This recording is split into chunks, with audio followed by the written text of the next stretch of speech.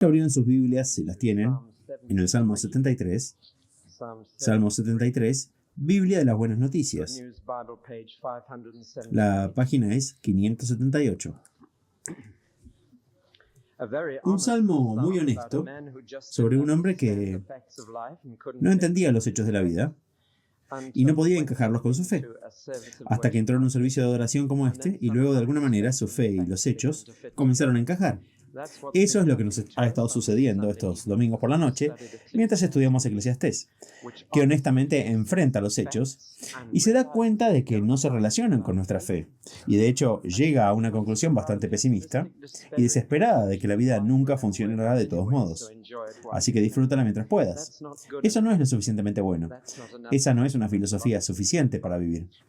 Leamos el Salmo 73 como una introducción a lo que voy a leer más tarde. En verdad, Dios es bueno con Israel, para aquellos que tienen corazón puro, pero casi he perdido la confianza, mi fe casi se había ido, porque tenía celos de los soberbios.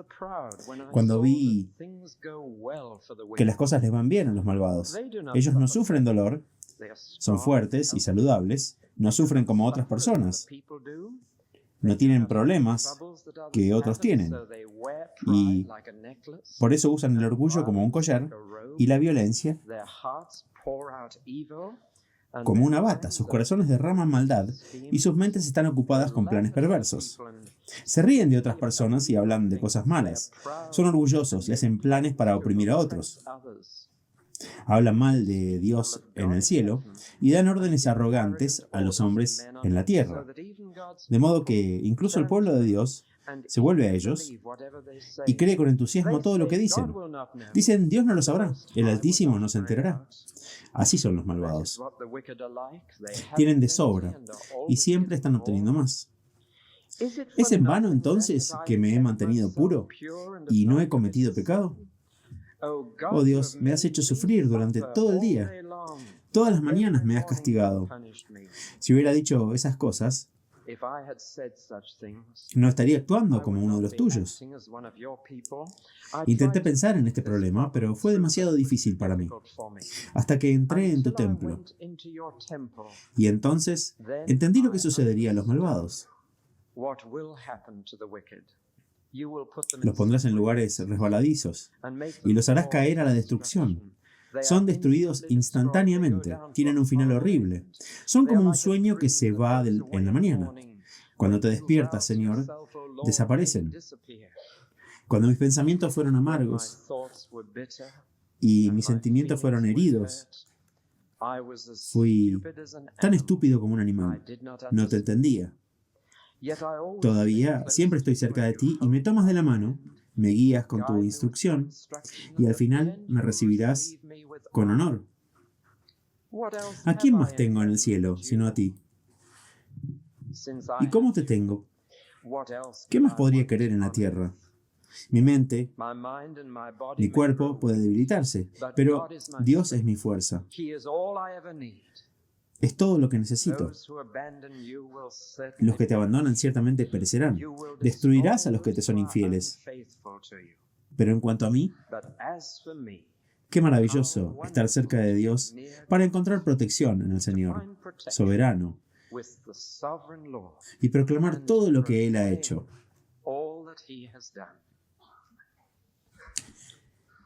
Bueno, eso solucionó muchas cosas para el salmista. Tengamos una oración por otras personas. Simplemente comencemos recordando que en el huerto de Getsemaní Jesús oró, oh Padre mío, si es posible, deja que esta copa pase de mí, sin embargo, no como yo quiero, sino como tú. Oh Dios nuestro Padre, te rogamos que bendigas a aquellos que enfrentan lo inevitable o lo ineludible, aquellos por quienes no hay salida ni regreso, ni descanso, ni retorno. Bendice a aquellos que están indeciblemente cansados y que aún deben afrontar tareas que no pueden posponer, que no pueden evitarse y que nadie más puede hacer. Bendice a aquellos entre nosotros que se enfrentan a algún problema, decisión que deben tomar, aquellos que están en medio de un tiempo en el que deben elegir qué harán o a quién obedecerán. Bendice a aquellos que enfrentan un problema que debe resolverse si la vida va a continuar. Un problema que debe ser enfrentado, que es inútil buscar alguna manera de evitarlo. Bendice a aquellos entre nosotros que saben que deben enfrentar el dolor. Aquellos que han escuchado un veredicto que significa para ellos un largo tiempo en el hospital. Aquellos a quienes les han dicho que su enfermedad está más allá del poder y la habilidad de hombres para curar. Bendice a aquellos en cuyas vidas ha llegado el dolor. Aquellos que de repente se han visto obligados a afrontar una vida en la que no saben muy bien cómo seguir. Aquellos para quienes parece no quedar nada por qué vivir o para quienes ya no hay interés en la vida. Bendice a los que tienen el cuidado de los demás, esos quienes, incluso cuando están cansados, deben sacrificar su sueño para aliviar el dolor de otros. Aquellos que han renunciado a las cosas más preciosas de la vida para ayudar a alguien cuya necesidad era grande. Bendice a aquellos que llevan los pecados de otros en sus corazones. Aquellos que oran, por aquellos que nunca oran por sí mismos. Aquellos cuyos corazones están heridos por los pecados de otros, que nunca se han dado cuenta de su pecado. Bendice a aquellos que deben enfrentar las consecuencias de su propia deslealtad y fechorías, sus propios errores. Aquellos que han descubierto que el pecado tiene un costo que se debe pagar. Bendice a aquellos que han conocido decepciones profundas, quienes construyen sus esperanzas en alguien solo para verlas frustradas, quienes depositaron su confianza en alguien solo para que lo traicionen, quienes pensaron que alguien estaba bien solo para descubrir que eran viles, quienes dieron su amor a alguien que no era digno de ser amado. Dios nuestro Padre, todos tenemos necesidades. Ayúdanos a creer que de alguna manera nunca seremos probados más allá de lo que podemos soportar. Señor Jesucristo, asegúranos de que en nuestros pequeños Getsemanís todavía estás con nosotros. Está con nosotros hasta que la oscuridad se ilumina y el camino está llano y el sol vuelve a brillar y nuestros corazones atribulados nuevamente encuentran paz. Concede, Señor, que estas cosas sucedan en este servicio para tu gloria y nuestro bien, por amor de tu nombre. Amén.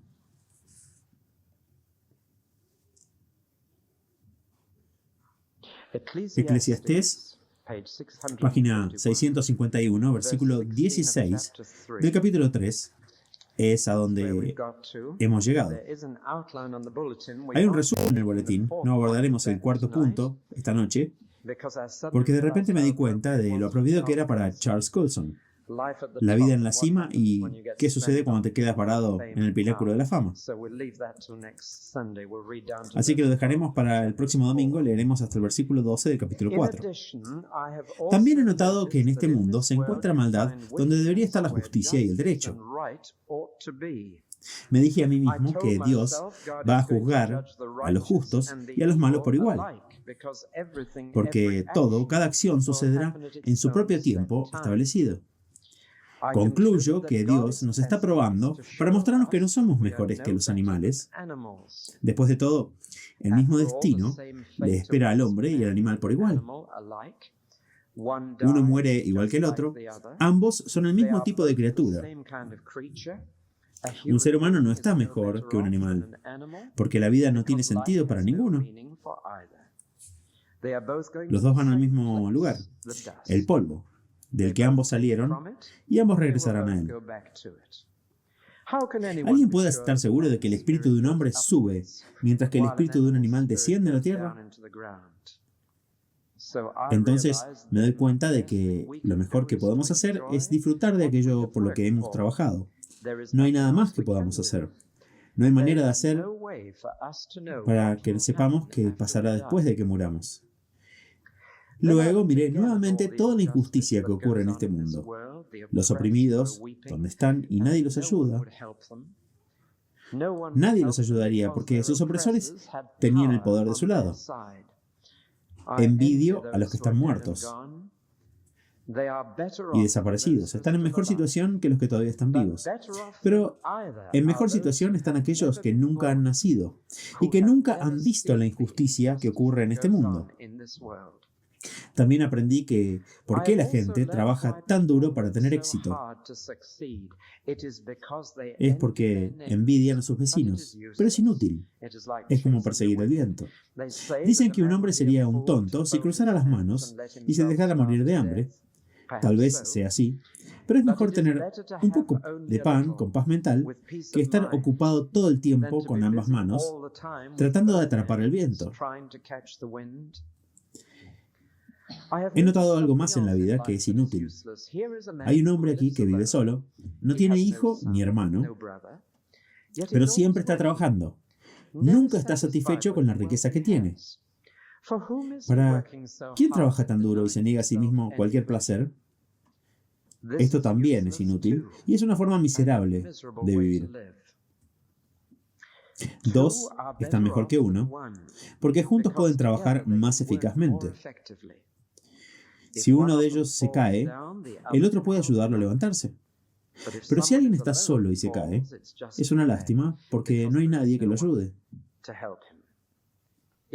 Si hace frío, dos pueden dormir juntos y mantenerse calientes. Pero ¿cómo puedes mantenerte caliente solo? Dos hombres pueden resistir un ataque que derrotaría a un hombre solo. Una soga hecha de 3 cuerdas es difícil de romper.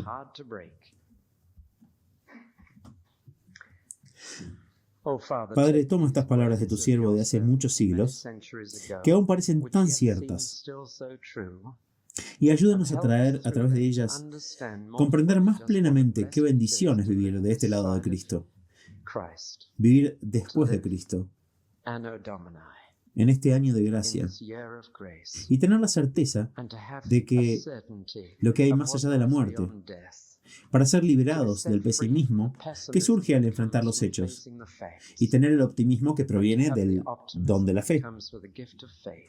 Y así, Señor, ayúdanos a darnos cuenta nuevamente de cómo es realmente la vida sin Jesús. Qué desastre es este mundo.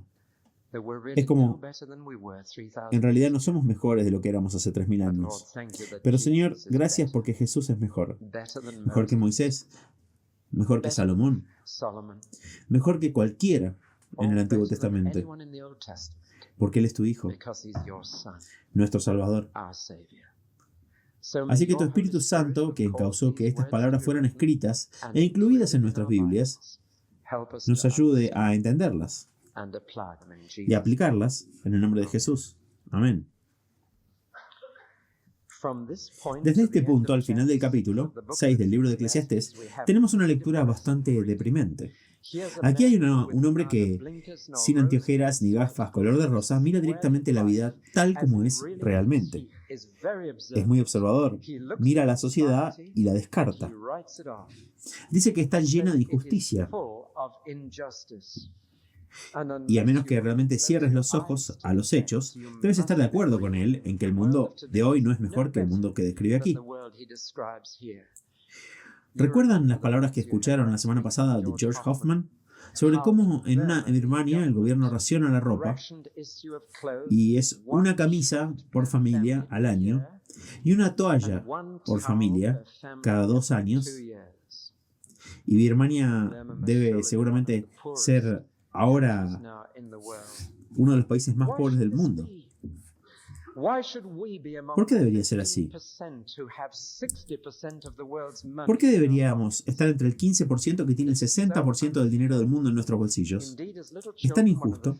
De hecho, cuando somos niños pequeños, una de las primeras frases que aprendemos cuando comenzamos a unir palabras es la frase "no es justo". ¿Alguna vez han escuchado decir esto a un niño? No dice nada más que eso en cierto momento. No es justo, no es justo. Y tenemos este profundo sentido de injusticia en nuestra mente desde los primeros años, y a medida que crecemos y enfrentamos la vida tal como es, crece. ¿Han notado que siempre funciona hacia arriba y nunca hacia abajo? Siempre sentimos más profundamente la injusticia que es la vida cuando nos comparamos con aquellos que están en mejor situación. Es muy raro que estemos tan conmovidos o ansiosos por arreglar la situación con aquellos que están en peor situación que nosotros. Por naturaleza, miramos hacia arriba y envidiamos a los que están por encima de nosotros y decimos que no es justo. La injusticia es aún más difícil de soportar cuando aparece en lugares donde uno esperaría justicia. Me he sentado en un tribunal, en un país que no voy a nombrar, donde el soborno y la corrupción están a la orden del día, incluso en el mundo legal, y al sentarme en ese lugar donde esperaríamos la justicia y vimos injusticia en los mismos tribunales de una tierra, y de alguna manera duele más profundamente la injusticia cuando ocurre en el mismo lugar donde debería verse más claramente la justicia. Los tribunales de justicia son un ejemplo. Los círculos gubernamentales son otro. Sin duda, si un gobierno es algo, debería defender la justicia social. Y cuando la injusticia aparece a nivel gubernamental, es más difícil de soportar porque estas son las personas a las que acudes para igualar las cosas y hacer las cosas justas y equitativas.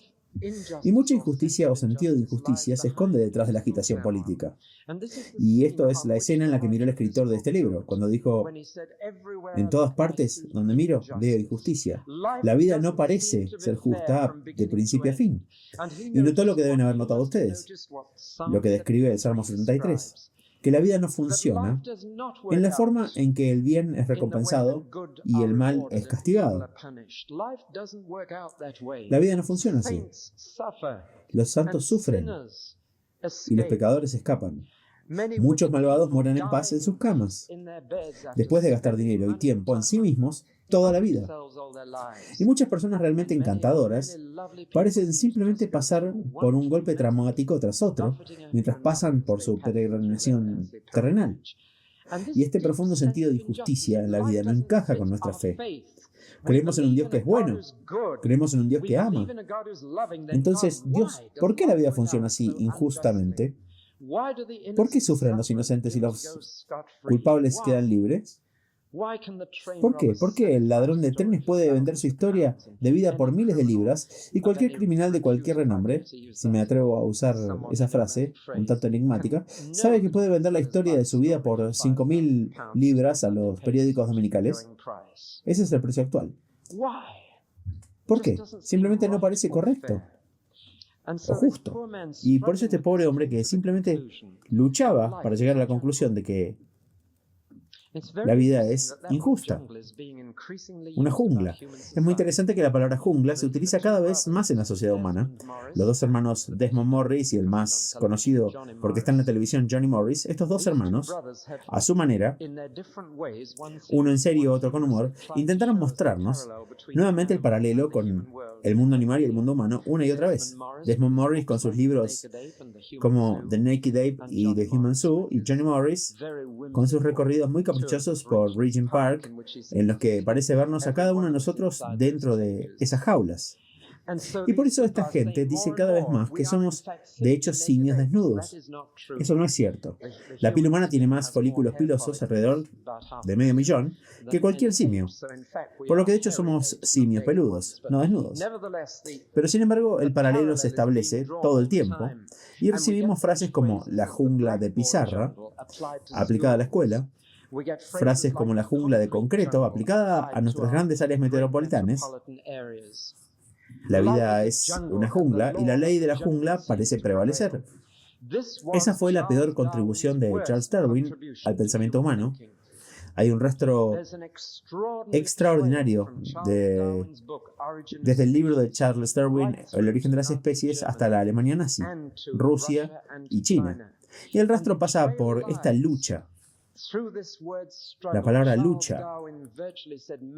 Charles Darwin prácticamente dijo que el hombre es simplemente un animal en la lucha por la supervivencia, la lucha por la existencia. Y se puede rastrear la palabra lucha a través de filósofos como Nietzsche hasta un cabo de la Primera Guerra Mundial escribiendo un libro en la prisión, en un campamento, Mi lucha. Mein Kampf, y puedes rastrearla desde Charles Darwin hasta Karl Marx, que habló de la lucha entre el proletariado y el resto, la lucha por la existencia, esta palabra lucha se convirtió casi en la palabra clave y se puede rastrear hasta la filosofía, la ciencia y la política del siglo XX. Está acribillando nuestro pensamiento de que la vida es simplemente una jungla, y por lo tanto simplemente luchamos entre nosotros, y en el proceso muchos tienen que morir, y los más grandes sobreviven. El hecho es que la vida en la jungla es que la muerte ocurre cada minuto, todo el tiempo. Es solo una especie cazando a otra y los más débiles van contra la pared y los más aptos sobreviven. Fue esa teoría la que fue directamente desde Darwin a través de Nietzsche hasta Hitler y nos sumergió en la Segunda Guerra Mundial. Dejar que la raza más fuerte sobreviva y dejar que los débiles vayan a la pared y dejar que los viejos y decrépitos vayan a la clínica de eutanasia y dejar que los judíos vayan a las cámaras de gas. Esta era toda la filosofía y parece que la vida es así.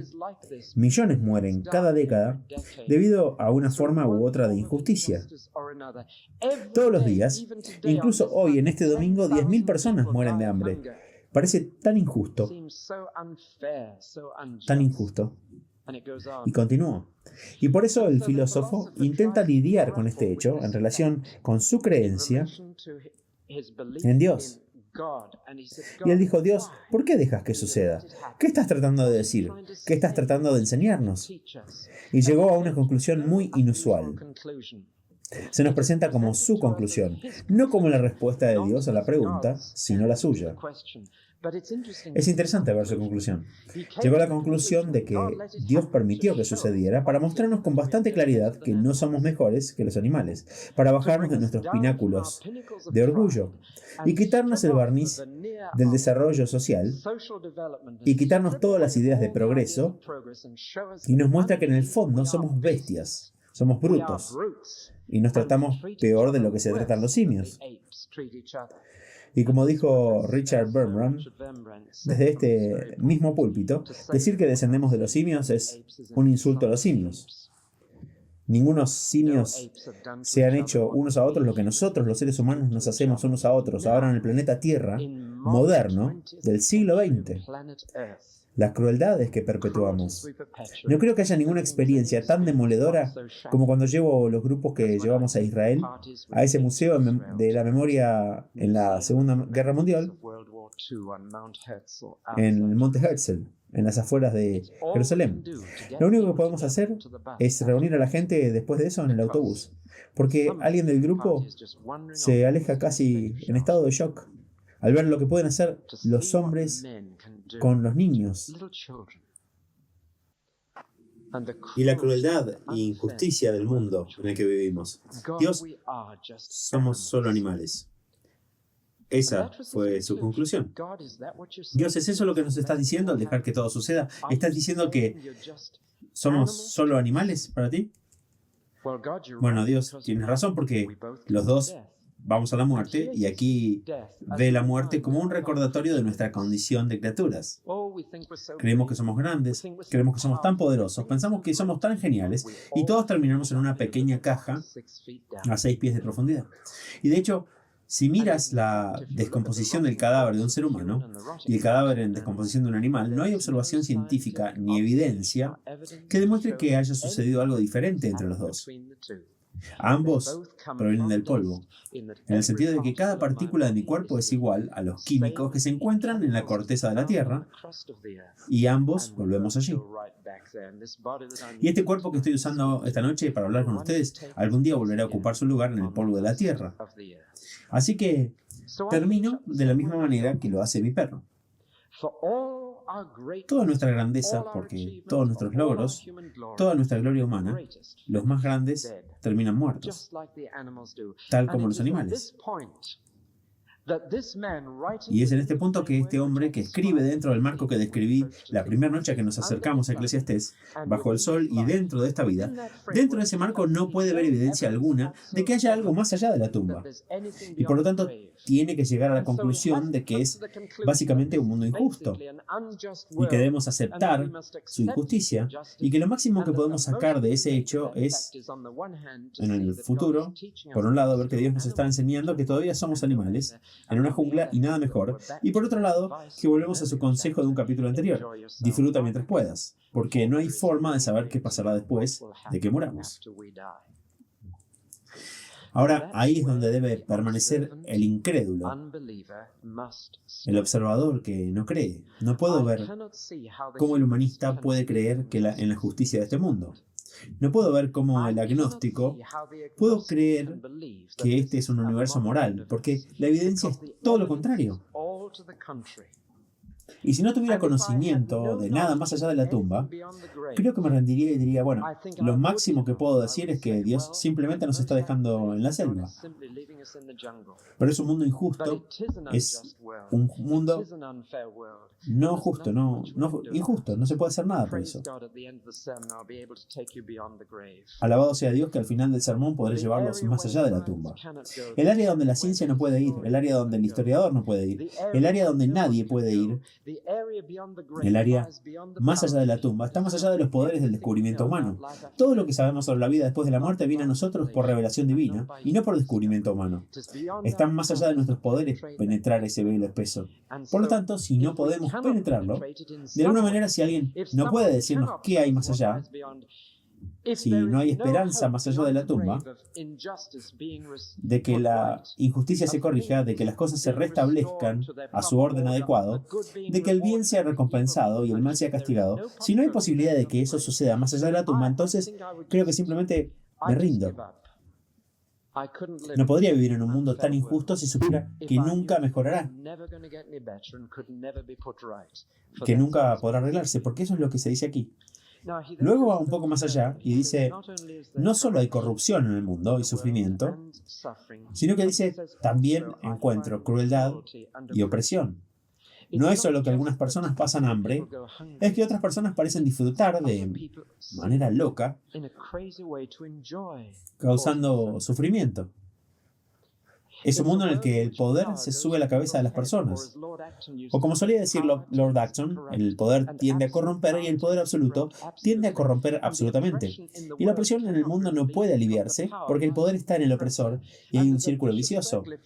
Si tienes una rebelión y expulsas a ese opresor, ¿qué sucede con aquellos que iniciaron la rebelión? A su vez, se corrompen por el poder y a su vez se oprimen. Si los africanos obtienen Rhodesia, como seguramente lo harán, mi mayor temor para ellos es que lo que pensaban que era opresión será reemplazado por otra forma de opresión.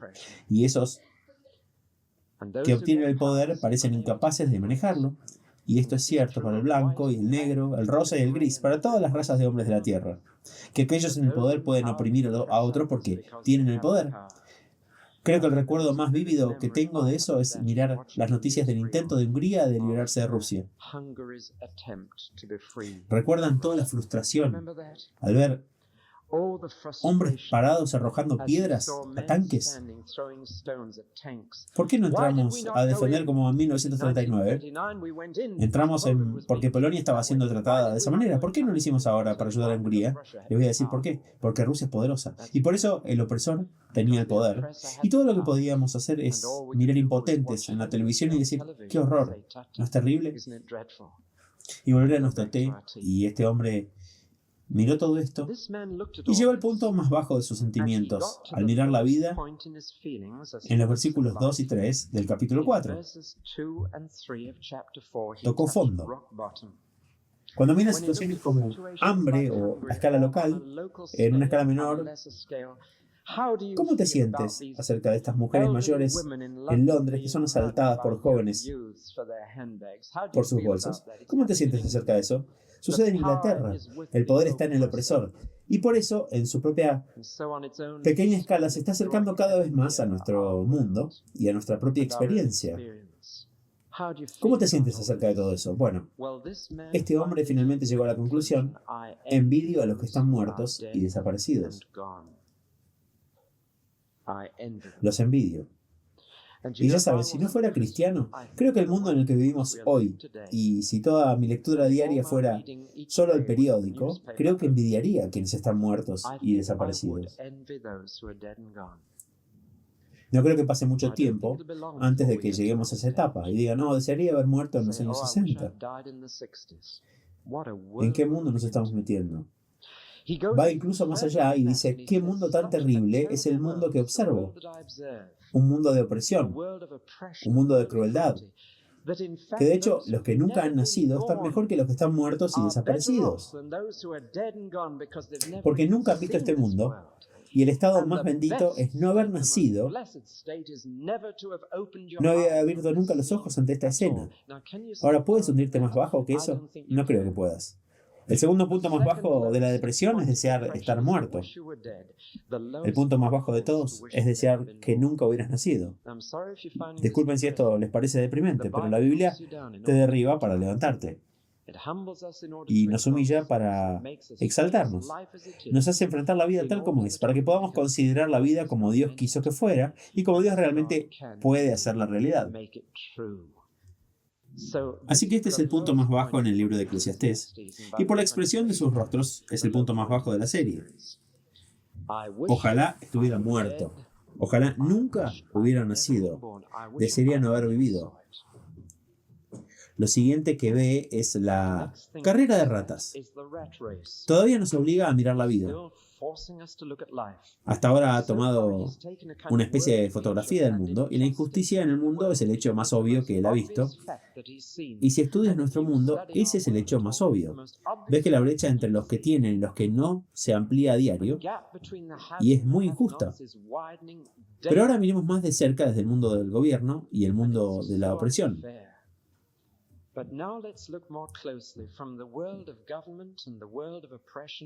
Miremos el mundo del comercio. Miremos el mundo de la carrera de ratas. Esa frase me parece muy significativa. Hay ciertas partes del mundo animal donde los animales cooperan entre sí. ¿Alguna vez han observado a las hormigas? ¿No es fascinante ver cómo cooperan juntas para hacer algo?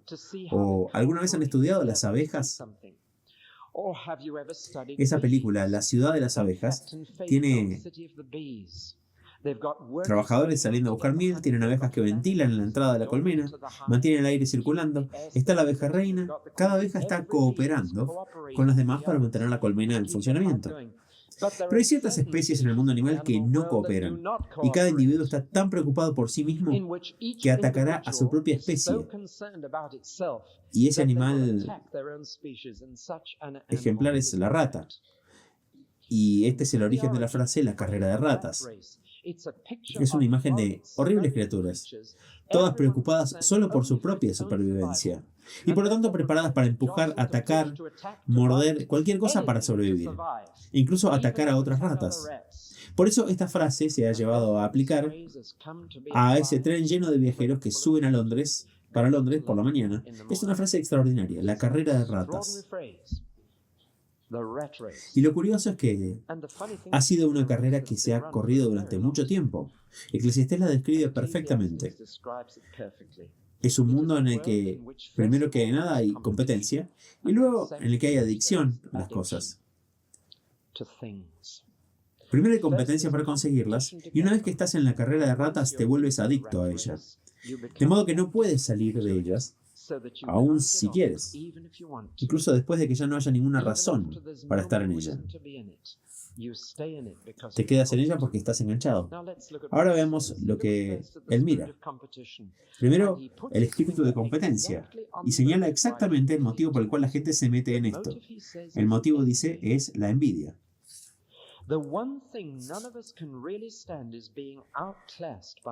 Lo que nosotros no podemos soportar es ser superados por alguien más. Es el único sentimiento que sigue llegando a nuestros corazones. Es el más difícil, es uno de los peores motivos de la historia. Fue responsable del primer asesinato de la historia. Caín mató a Abel por envidia.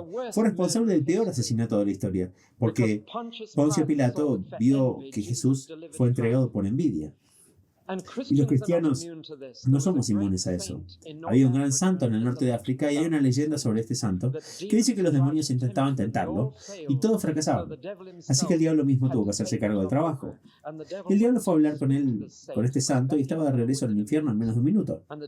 Los demonios le dijeron, ¿pecó? Por supuesto que pecó. Yo sé cómo tratar con los santos, les dijo. Y ellos dijeron, ¿cómo lo hiciste? Intentamos todo con este hombre. Y el diablo dijo, bueno, yo simplemente le susurré al oído que su hermano había sido nombrado obispo de Alejandría. Y la envidia volvió a su corazón. Simplemente no nos gusta que otros se adelanten a nosotros. Se llama estar a nivel con el vecino. Se puede decir de muchas maneras diferentes, pero hay un deseo de tener lo que otros tienen. Ser lo que otros son. Hacer lo que otros hacen. Si el vecino de al lado se va de vacaciones al extranjero, entonces nosotros también debemos hacerlo.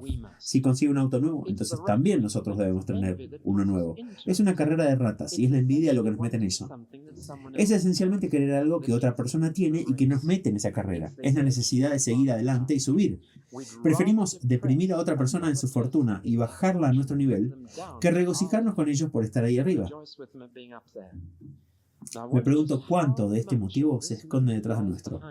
La presión para que los salarios estén más altos que los de otros. Detrás de las disputas sobre la diferencia salarial, siempre mirando a alguien que tiene un paquete salarial más grande y diciendo, si él tiene esto, ¿por qué nosotros no podemos? Esa es la carrera de ratas. Y con raro discernimiento, Eclesiastés dice que el problema es que la carrera de ratas produce lo contrario por reacción. Produce el abandono. Y describe al perezoso e indolente abandonado que se enorgullece de no estar en la carrera de ratas.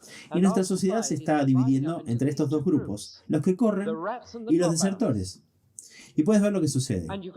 Y el abandonado, el desertor, dice la Biblia, se cruza de brazos y es perezoso e indolente. Dice, estoy orgulloso de no estar en la carrera de ratas. Y se pone un par de jeans y toca su guitarra en el subterráneo, en la estación de metro. Y está orgulloso de haber salido de la carrera de ratas. Es un desertor, no está trabajando. Es un ocupa en una casa. Eso es lo que es. Vive en una casa gratis, no porque no pueda pagar el alquiler, sino porque podría trabajar por eso, sino porque está orgulloso de no estar en la carrera de ratas, que abandonó. Todo se describe aquí. Y en el hebreo más vívido, Eclesiastés dice que un hombre así se está devorando a sí mismo. La pereza es un suicidio. Es canibalismo. Y un hombre destruirá su propio respeto por sí mismo si no es más que un desertor en la carrera de ratas. Se mastica a sí mismo hasta perder la comprensión de la realidad. Pierde el deseo y la ambición de lograr cualquier cosa en la vida. Y la pereza es una de las formas más fáciles de salir del alcance de Dios, porque Dios es un Dios muy ocupado, Dios es trabajador. Y cuando Jesús vino dijo, mi padre trabaja ahora y yo trabajo. Y él le dijo a sus seguidores, trabajen mientras sea de día. Llega la noche cuando ningún hombre puede trabajar. Y un desertor pierde la oportunidad de encontrar en el trabajo el sentido de la vida. Intenta encontrarlo en el ocio. Y no es ahí donde Dios lo ha puesto. Dios ha puesto el sentido de la vida en tu trabajo y el abandonado se lo pierde. Así que, entre el hombre en la carrera de ratas trabajando hasta la muerte y el perezoso desertor que se muere sin trabajar, ¿qué queda? Bueno, dice Eclesiastés, hay un pequeño grupo en el medio que está contento. Y aquí les doy la traducción literal del hebreo, que están contentos con un puñado de tranquilidad. Esa es una frase hermosa. Significa a alguien que ha hecho el trabajo en un día duro, pero está bastante contento con lo que tiene en la mano al final del día. Bastante tranquilo al respecto. En cambio, dice Eclesiastés, del hombre que con ambas manos agarra todo lo que puede en la carrera de ratas, y el abandonado que ha doblado sus brazos y no hace nada con sus manos, el hombre que ha hecho un trabajo honesto y está tranquilamente contento con lo que ha ganado, tiene un puñado de tranquilidad. Ese hombre ha descubierto uno de los secretos de la vida. Hay una verdad profunda aquí, y esta gente son pocos y espaciados. No conozco mucha gente que tenga un poco de tranquilidad al final de la semana, pero sí conozco algunas personas encantadoras que lo tienen. De alguna manera parecen tener razón, parecen haber descubierto de qué se trata la vida. No agarran con ambas manos y no se meten las manos en los bolsillos. Han trabajado con las manos por un puñado de tranquilidad. Qué hermosa descripción. Y creo que ese pensamiento lleva a Eclesiastés a una nota muy positiva. Llego al punto 3. El punto número 1 era la muerte en la jungla. El punto número 2, la carrera de ratas. El punto número 3, la asociación vale la pena. Mientras este hombre analiza esta sociedad competitiva, en la que algunos se agarran y otros abandonan, dice, ¿saben? El hombre que realmente llega allí es el hombre que aprendió a cooperar en lugar de competir. El hombre que descubrió que dos pueden hacer más que uno. El hombre que descubrió que tres son mejores que dos. Es una observación simple y profunda. Él no está hablando del matrimonio, aunque he usado esto en los servicios matrimoniales y estoy bastante seguro de que habrán oído que se refiere esto al matrimonio. Pero él dice que tomemos algunos ejemplos simples en los que hay cooperación en lugar de competencia. Unión en lugar de soledad de los hombres en la carrera de ratas o la soledad de los desertores. Ambos son personas solitarias. Ambos son personas que de alguna manera pierden a sus amigos, incluso a sus familias. El hombre en la carrera de ratas de repente se despierta y descubre que está separado de su esposa y de su familia y los ha alejado de ellos. El abandonado de repente se da cuenta de que no tiene colegas. No es real. No hay amigos reales. Incluso aquellos con los que se relacionaba ya no están ahí. Pero el hombre con un puñado de tranquilidad es el hombre que parece llevarse bien con la gente y no los considera como ratas rivales, sino como amigos, como colegas. Primero que todo, tomemos la cooperación entre dos. Dos son mejores que uno. No es solo que 1 más 1 es igual a 2, es 1 más 1 es igual a 5. De alguna manera, dos personas pueden hacer juntas lo que dos por separados no pueden hacer. No suman el esfuerzo de una persona al de otra, lo multiplican. Hay algo en que dos personas hagan algo juntos, eso multiplica su efectividad. Aquí hay 3 ejemplos. Número 1, multiplican su efectividad en el trabajo. 2 personas abordando un trabajo juntas pueden hacerlo mejor que una. Puedo recordar en la granja lo poco gratificante que era plantar plantas de la manera difícil. ¿Alguna vez alguno de ustedes ha hecho esto? Te cuelgas un saco alrededor del cuello y doblas la espalda en ángulo recto y haces cortes a cada lado del saco con un cuchillo y luego doblado así la espalda vas por el camino, alternativamente metes la mano y sacas una papa y la dejas caer a intervalos de aproximadamente 9 a 12 pulgadas en un surco. Créanme, cuando lo haces solo, sigues enderezándote y cansándote tanto que no puedes continuar. Pero si hay 2 personas ahí, sigues adelante y parece que de alguna manera te vuelves a bajar y llegas a las 5 y luego te enderezas. 2 trabajan mucho más efectivamente que 1. Otro ejemplo de cooperación es este. Si 2 de ustedes están juntos, uno cae, el otro puede ayudar. Piensen en el montañismo.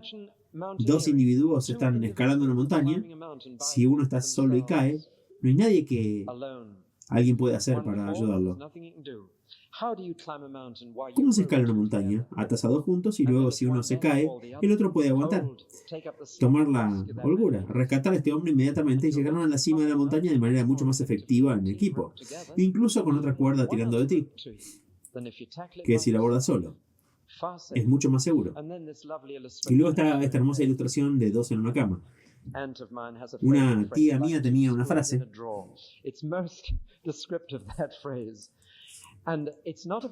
Y es muy descriptiva. 2 cucharas en un cajón. Y no se refiere al matrimonio, aunque ciertamente es cierto que en esa esfera funciona. Realmente necesitas ver a esos hombres, a hombres en una situación difícil para ver esto. Tomemos por ejemplo a los exploradores del Ártico. Los ves acomodarse para pasar la noche y los verás lo más juntos posible. O en el desierto ves a los beduinos en Arabia. La noche en el desierto es tanto más fría que el calor intenso del día. Y los beduinos cuando se sientan por la noche, realmente se acercan lo más posible entre sí para reducir el área de pérdida de calor. ¿Recuerdan ese accidente de avión que llegó a los titulares cuando se vieron obligados a comer la carne de algunos de los que murieron? ¿Recuerdan ese accidente de avión en los Andes? Aparte de la controversia de que comieron carne y causó todo este problema, el factor principal para mantenerse con vida fue el hecho de que se acercaron tanto que se las arreglaban para mantenerse lo suficientemente cálidos. En la vida se puede ver que la competencia mata, pero que la cooperación trae vida. ¿Por qué entonces parecemos ser una sociedad tan competitiva y parece haber poca cooperación en industria, comercio o lo que fuera? ¿Por qué no podemos unirnos? ¿Por qué los empresarios no pueden sentarse alrededor de la mesa y cooperar en lugar de competir por la supervivencia? Este es el meollo del problema, de las injusticias de la vida. Si tan solo pudiéramos cooperar en lugar de ser competitivos, entonces las injusticias podrían abordarse. ¿Ven la línea de pensamiento aquí? Finalmente lo remata diciendo que 3 son mejores que 2. Conduje por el puente nuevo recientemente y miré de nuevo esa magnífica estructura, y me parece una obra de ingeniería fascinante, y en particular los 2 grandes cables de alambre que suben sobre las columnas de concreto. Y cuando miras de cerca esos cables, están formados por pequeños hilos individuales. Y si miras eso siendo fabricado, sabes que hay una rueda que sube y baja y vuelve otra vez, y otra vez, y otra vez, y una y otra vez, como una araña tejiendo una telaraña, pero poniendo cada vez un hilo más, y se va retorciendo y juntando en una sola cuerda. Y este cable ahora puede contener todo el tráfico que va a Gales. Está hecho de hilos individuales juntos. Y Eclesiastés dice incluso 3 hilos trenzados juntos te resultarán muy difícil de romper. Y 3 personas realmente unidas en una sociedad, en un equipo, en un compañerismo, retorcidos como por amor, encontrará que es muy difícil de romper. 2 son 10 veces mejores que 1, pero 3, 10 veces mejores que 2. Y con eso tal vez hemos agotado el pasaje. Permítame ahora con alegría llegar al Nuevo Testamento. Hemos estado analizando nuestra sociedad tan lejos como cualquier humanista podría considerarla, y hemos llegado a la conclusión muy simple. Lo que necesitamos es un mundo en el que haya cooperación en lugar de competencia, en el que las personas trabajen juntas en lugar de trabajar para sí mismas. ¿No es así? En pocas palabras, es esto lo que el mundo necesita. Podría expresarse de manera más simple, y quiero contarles primero las malas noticias y luego las buenas noticias. Las malas noticias son bastante simples. No hay esperanzas de que nuestro mundo se convierta en un mundo cooperativo. Seguirá siendo competitivo hasta que desaparezca. Esas son las malas noticias. No tengo esperanzas de que el sueño humanista de una raza humana unida elimine la injusticia de la Tierra. No tengo esperanza para eso. Esas son las malas noticias. El Nuevo Testamento deja bastante claro que la raza humana nunca llegará a ser el cordón doble y el triple. Pero ahora la buena noticia. Dentro de la raza humana, Dios ha plantado a su Hijo. Y su Hijo está comenzando una nueva humanidad, una nueva raza, un nuevo hombre. Y esta nueva humanidad, sus características serán precisamente la cooperación en lugar de la competencia, la liberación en lugar de la opresión, la satisfacción en lugar de la codicia, y sobre todo, unión en lugar de soledad. Y Él está haciendo esto ahora mismo ante sus propios ojos. Pero si miras alrededor de este edificio, estás mirando a personas que son parte de esta nueva humanidad. Y a personas que con todos los dolores crecientes, con todas las tensiones que pertenecen a su antigua humanidad, sin embargo, se están formando en un cuerpo cooperativo, en cuerdas que no se pueden romper, en una familia unida, en la que se elimina la injusticia y se hace a medida que los individuos se convierten en socios de Cristo.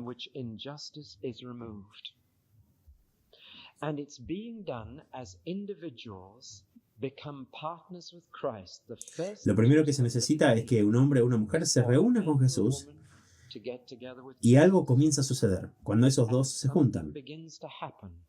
Cuando el hombre o la mujer cae, Jesús los levanta. Trabajan tan efectivamente juntos. Y luego 2 se convierten en 3. 3 se convierten en 4. Y las personas más improbables, que en otras circunstancias habrían sido competitivas, se encuentran como miembros de un cuerpo y cooperando para hacer algo hermoso para Dios. Y se está formando un pueblo hermoso. Ahora, no soy real en esto. Conozco la iglesia tan bien como cualquiera, esta y otras iglesias, y me conozco a mí mismo. Y conozco todo tipo de problemas, y conozco los dolores crecientes. Y sin embargo, para mí lo emocionante es que veo por primera vez una sociedad en la Tierra que no solo se dedica a estos ideales, sino que está comenzando a lograrlos. Una sociedad en la que los blancos y los negros pueden amarse mutuamente.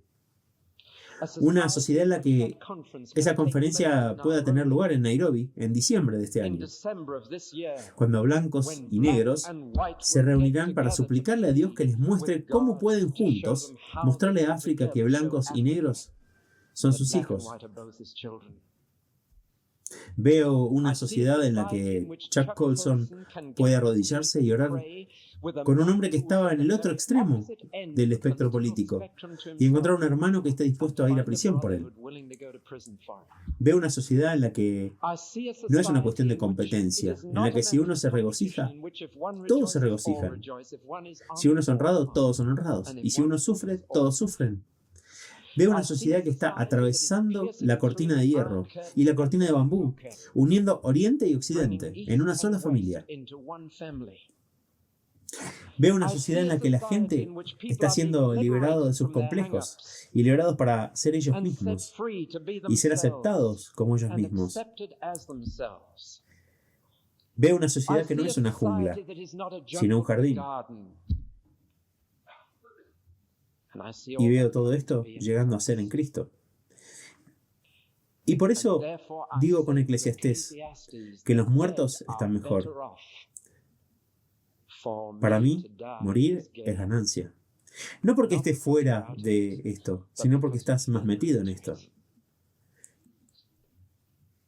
Un cristiano nunca dice, ojalá nunca hubiera nacido.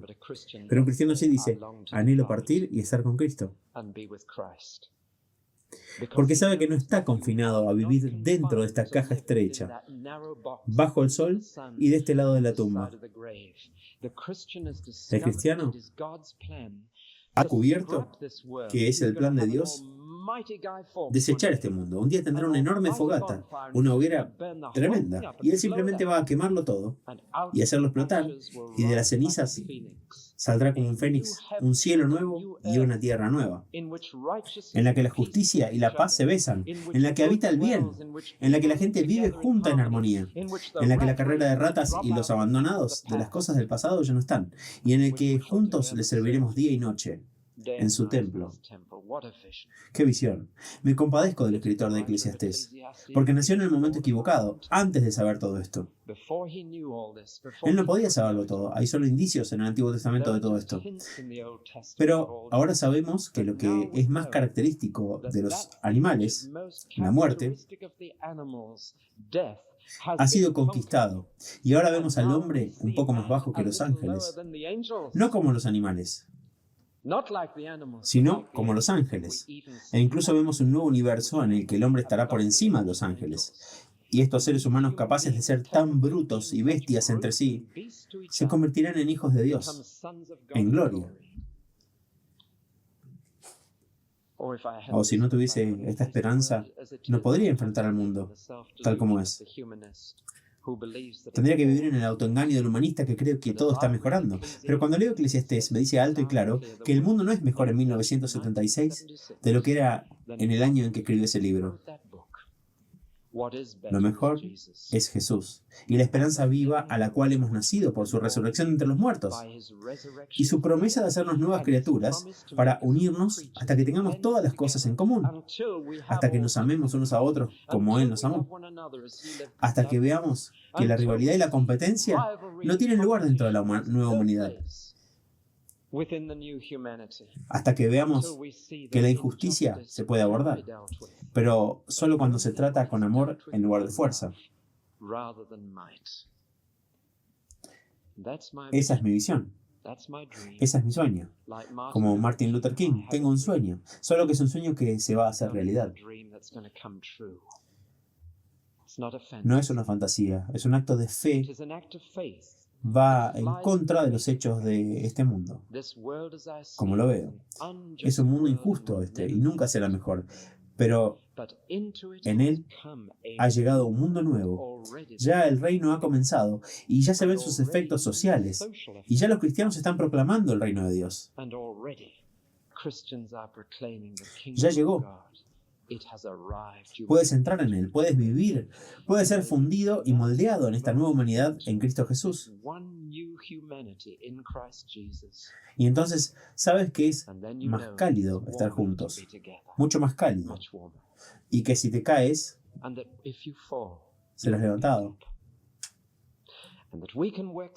Y que podemos trabajar tan eficazmente mientras salimos. Noten que el Señor Jesús siempre enviaba de 2 en 2. ¿Se dan cuenta de eso? Pero en realidad eran 3, porque Él estaba con ellos. Y una cuerda doblada no se puede romper.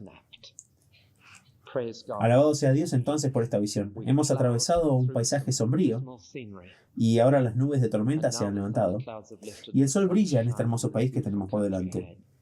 Un hermoso país. Y todo ha sido posible gracias a la muerte y la resurrección de nuestro Señor Jesucristo. Oremos.